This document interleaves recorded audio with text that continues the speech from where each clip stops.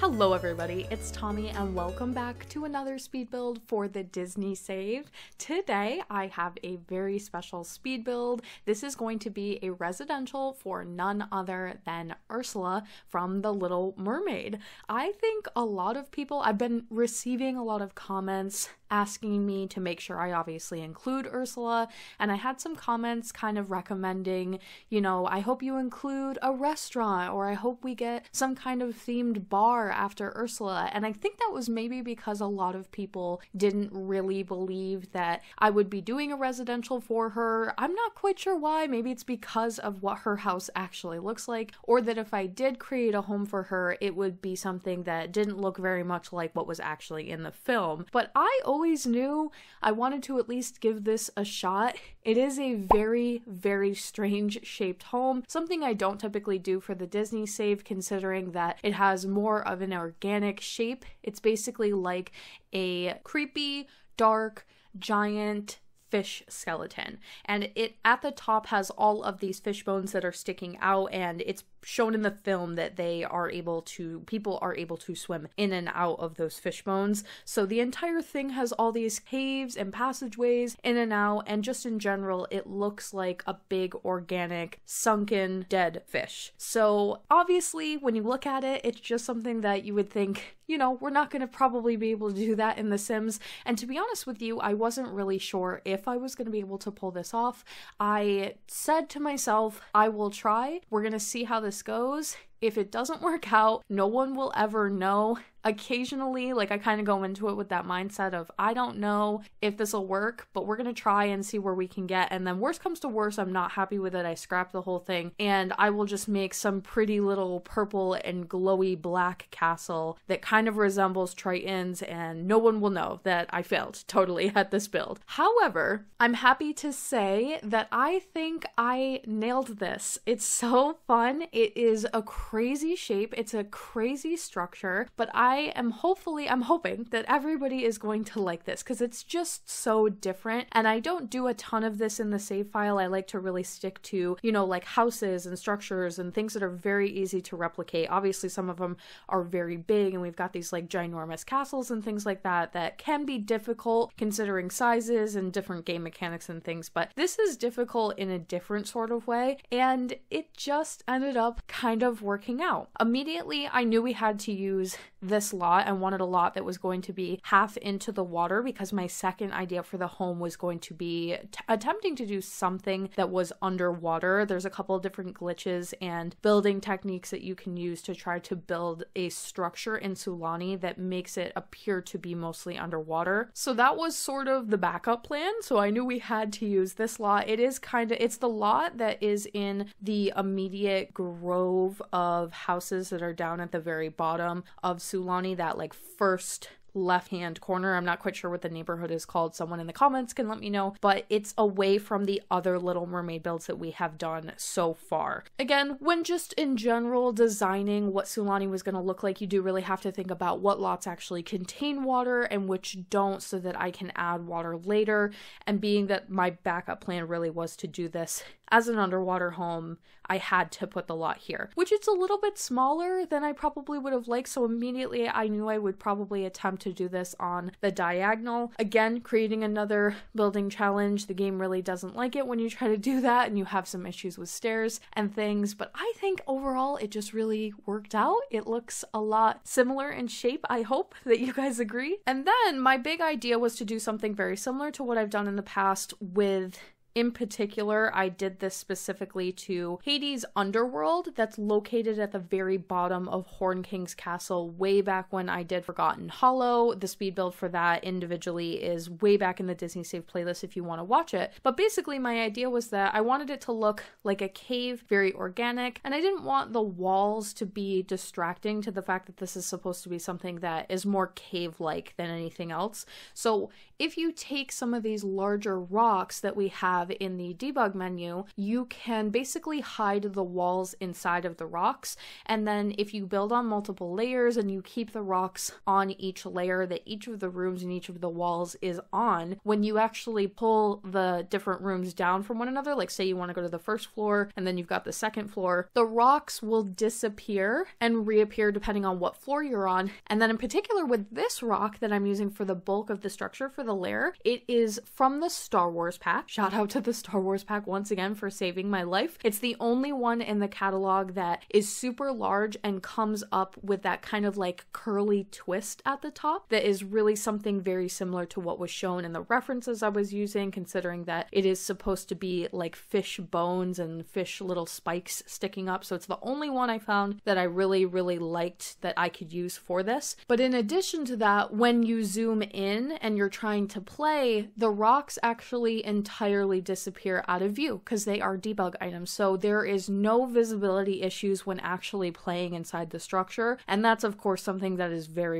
important, considering that this is a save file. I'm not just building for fun here, like people actually want to play and use this. So I do have to think about that a lot when creating these like weird shaped houses and buildings. You can't just make them weird and then have them be like totally not functional at all. So this one definitely is. And that being said, it's also really pretty at night. I did one of my favorite tricks, which is using the Strangerville lava lamps and hiding it all amongst the rocks to create a glowing effect. And of course for this particular layer we had to use lots of purple, so that is all over and it makes it look really pretty and fun at night. And then ultimately it was just about trying to layer these rocks in a way that makes it look as close to what is actually shown in the film as possible. I did also try to use a lot of glass, thinking that it would make it easier for visibility, being able to see into each of the rooms, but also playing with that idea that I mentioned earlier, that this is supposed to be almost like an open structure where it would have lots of little holes that you could swim up and out of the cave. The glass gives this appearance of being able to exit from the top like a mermaid would actually be able to swim out without having the rooms open to the elements, because obviously when you play the game that wouldn't be very fun at all. You'd have rain and all sorts of stuff coming in and your sim living here would not be very happy. So it does have to be playable more than anything. I took some of it away, like you'll see it kind of come here and there throughout the video depending on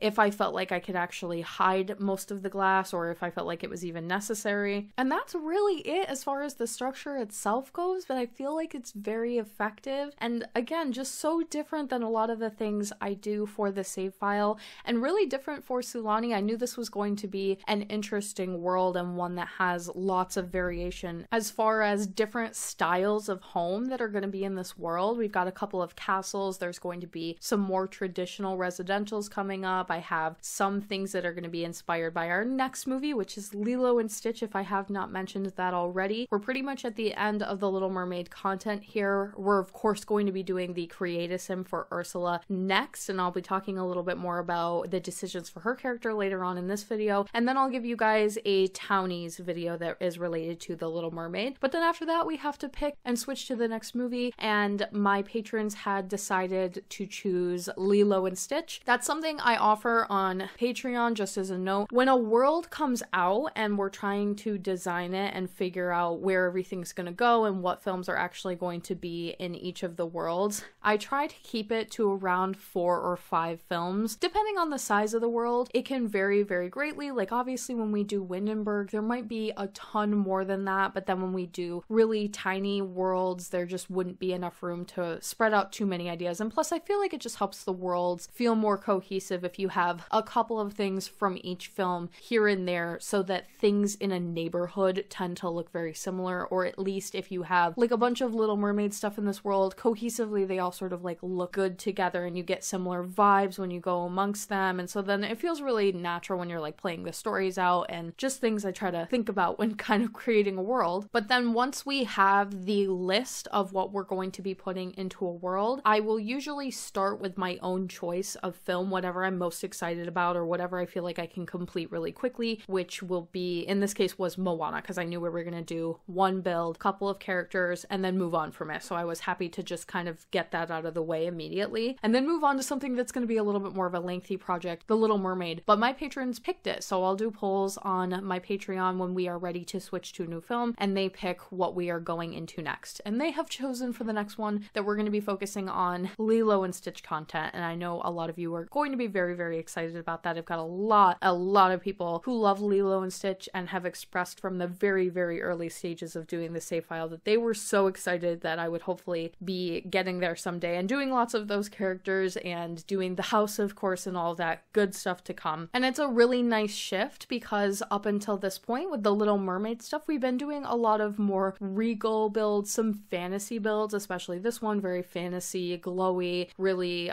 just a little bit different. And then we're going to be moving into some more common residential homes, more standard locations, more like classic restaurants and things that you would think of when you just think of like a more modern film. I think Lilo and Stitch maybe takes place in the 90s, early 2000s canonly. Not quite sure on that, but it's a more modern film than some of the other ones that we focused on so far in the save. So it'll also just be a really nice transition in general into something new. Now, when it comes to Ursula, I'm going to let you guys know right away, I have made the decision that she is going to be a mermaid. I think it just makes a lot of sense to me. The idea of bringing her into the save file as a spellcaster was definitely debated, and I can see a really great argument for either side. I think it makes a lot of sense to do it either way. You could totally change her to a spellcaster if you wanted it that way, and she does use magic in her film, so I get it. It makes sense. However, there's not going to be as many mermaids overall as there will be spellcasters, is kind of my first argument. And she has like that aquatic feel, and she's already like adjacent to other mermaid characters. We've got Ariel herself, Triton, a lot of other characters that are from the film, and then we would have her without the ability to transform into a mermaid and kind of play into that aspect of it. The last thing that was really important to me is that unfortunately, even though spellcasters are really cool and probably the best or most well done occult in my opinion, they do not allow you to create a form 1 and a form 2 for your sim like most occults do, including mermaids. And I just thought it would be so fun to actually be able to visually represent Ursula in the two forms that she physically is shown in The Little Mermaid. There's a point later on in the film where she turns into a character called Vanessa, who looks just like a more adult version of Ariel, or a little bit older version with like darker tones, darker hair. And I always as a child was like obsessed with this character. I just think it's so fun that she makes this like wild transition to another character that's completely unrecognizable to her other form. And if I picked spellcaster, we wouldn't have been able to represent that transition in any way. She would have just always, of course, had to look like her Ursula form, the purple form, or the half octopus form, if you will, because that's the way she's more commonly known. So of course, if I was going to design a character and I only got to pick one of them, I would make her look more like that in general. But if we did a mermaid, I could do both, and I love how she turned out. So she will be a mermaid. It does mean she doesn't actually get to use magic, which is one of the reasons why I decided not to put the working cauldron item in the center of her lair room here. It's a really large item. It just takes up so many tiles, and if you're not a spellcaster, you can't use it for very much other than cooking like super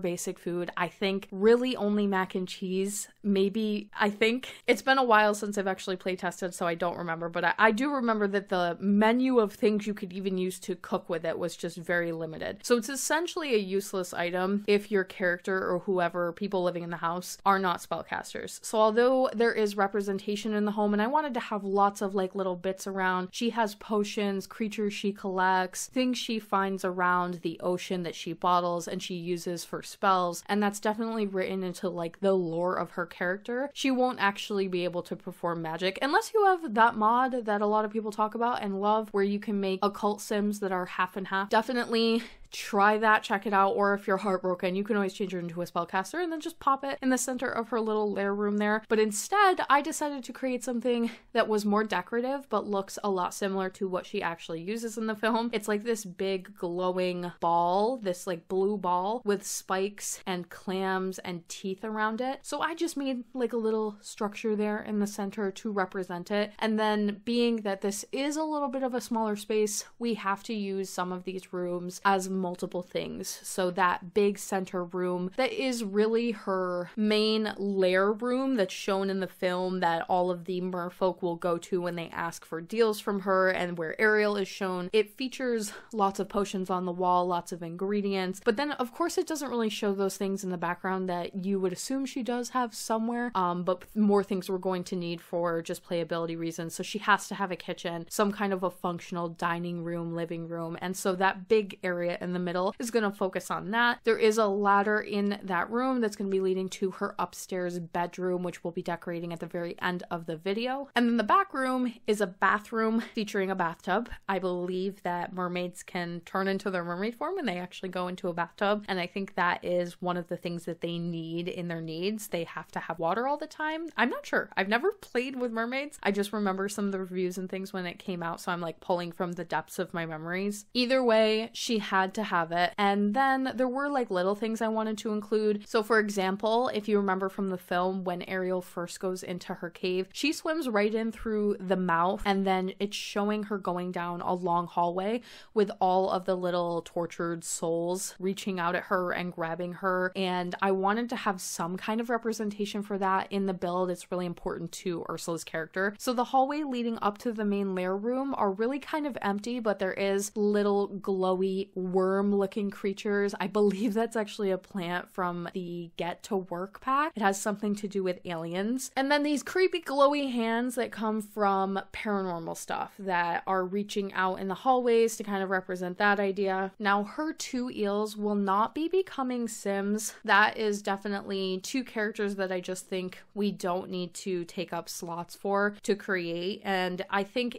there's no real way to make them in a way that I felt like would be good for Ursula's character, because if I made them as cats, which I know a lot of people are going to say like, oh, just make cats, make dogs, then somebody still has to take care of those, and you have to imagine like Ursula living in a home where she still has to like take care of a cat or a dog, and she is just not the type to strike me as like super caretakery. Also, I've found in playtesting that cats and dogs actually require quite a bit of attention until you level them up, especially, or until you create like really good bonds with them. Or if they don't have multiple, it can be tough. Not that that would be the case for this house, but just overall, I don't think she strikes me as the type that is really going to want to be taking care of anything. I think it makes a lot of sense for her to live home, and we don't need anything that isn't super necessary character-wise. So I decided we would just represent them in a figurative type of way, and when you go down that first hallway walking through the lair, there are two mounted eels on the wall to represent the two of them. So look out for that when you get a chance to hopefully download this from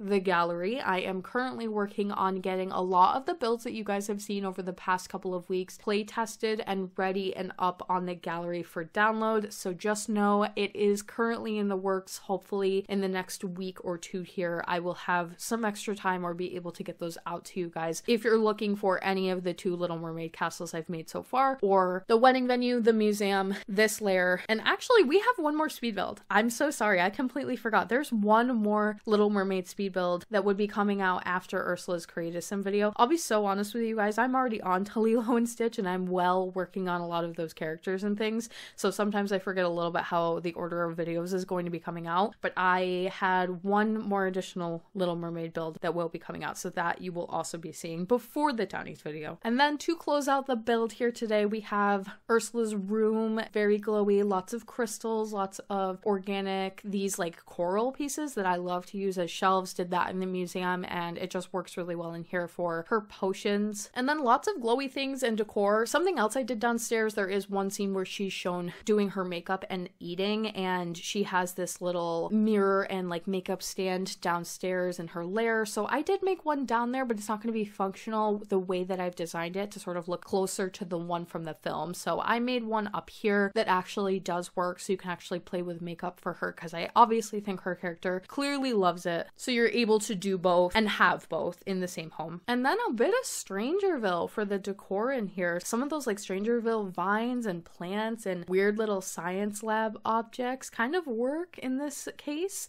Like I said, it's almost like Ursula likes to go out into the ocean and collect creatures and jar them and keep them around, so I definitely could see her finding some really freaky depths of the ocean, creepy fish, and just keeping them around in her room, either for ingredients or for pure joy. And that's basically going to be the end of today's speed build. I hope you guys enjoyed Ursula's lair. Let me know what you thought in the comment section down below, and if you'd like to support the Disney Save on Patreon, you can do so by clicking the link in my description box down below or the one at the end of the video. Thank you guys so much for watching, and I will talk to you in the next one.